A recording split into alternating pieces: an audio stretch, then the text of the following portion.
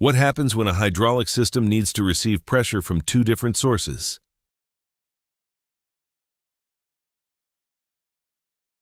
That's where a shuttle valve comes in. It automatically allows the higher pressure signal to pass through while blocking the other inlet. Inside the valve is a moving element that shifts according to the pressure entering the two inlets. For example, one signal may come from a hydraulic control circuit, while another comes from a different operating function. The shuttle valve selects the available pressure signal and sends it to the required circuit. This makes shuttle valves useful in mobile equipment such as excavators, cranes, agricultural machinery, and other hydraulic machines where multiple pressure signals may be required.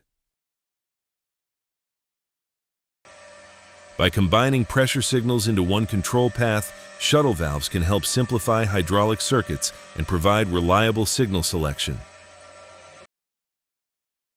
Want to learn more about shuttle valves and their role in mobile hydraulics? Read the full guide from HFD Hydraulic.